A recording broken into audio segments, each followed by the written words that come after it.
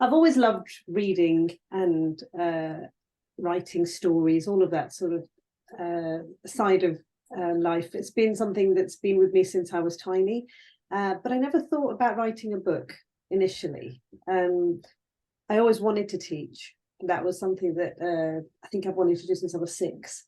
And yeah, so obviously I went ahead and did my qualifications for that. And I think something just was eating away at me about wanting to write something. And then you have that old adage people pull around, saying, we've all got a book in us. Everyone has a book in them. Well, maybe there is that book in me. And just before I got married, I started formulating a little story. I had no idea how to write a book. It was just a case of, hey, I've got a computer, I'll open Word and let's go. No idea about planning, how to think about characters, story arcs, none of that really figured into it. And then I forgot about it for a while because life gets in the way. And it was not long after my kids were both born and a friend of mine started a blog. She suffered from depression, so somebody had told her journaling or sort of chronicling how she feels might be a really good thing. So she put this link out on Facebook and said, I've started this blog, it's quite personal, but I'm putting it out there, anybody want to read? So I clicked on it, read, and I thought, I want to write a comment, just to be supportive. And it was on WordPress, and WordPress said after a little while, they sent an email, said, why not start a blog? I didn't even really know what a blog was, if I'm honest with you. What year was that? No, and so I thought, I'll go on, then I'll do that.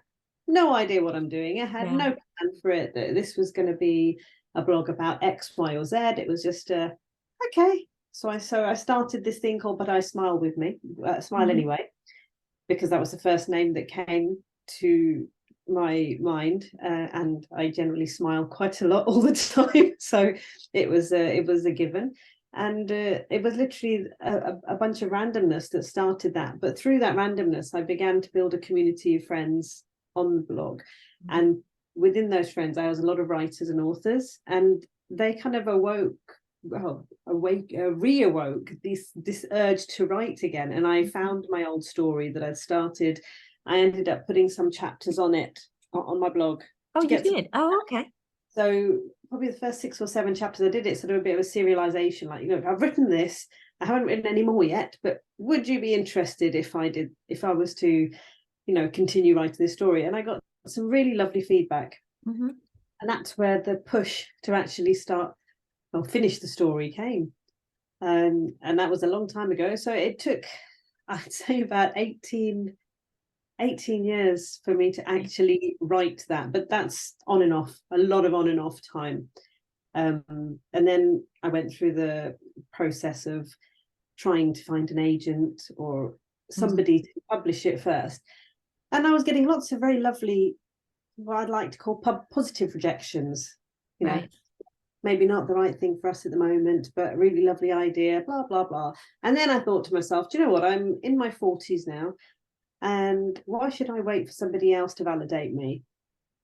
If I think I've got it, and if I get enough support from the people who I trust, opinion-wise, I'm just going to go for it myself. And that's what I did. So I ended up self-publishing, because I thought, if I don't do that, I might just be sitting here with this manuscript waiting and nothing will ever happen. And then, of course, COVID happened. So that kind of put a bit of a spanner in the works. Yeah. But equally, what I did do and how much I did promote it and the success that came from doing that myself, I started writing a second book because the characters don't shut up. So it's part of the same series, and there were others who wanted to be part of a new story, and they wanted their story told, and I had every intention of self-publishing that, but that's when I got approached by a publisher myself for the second book. Is that? Yeah, well,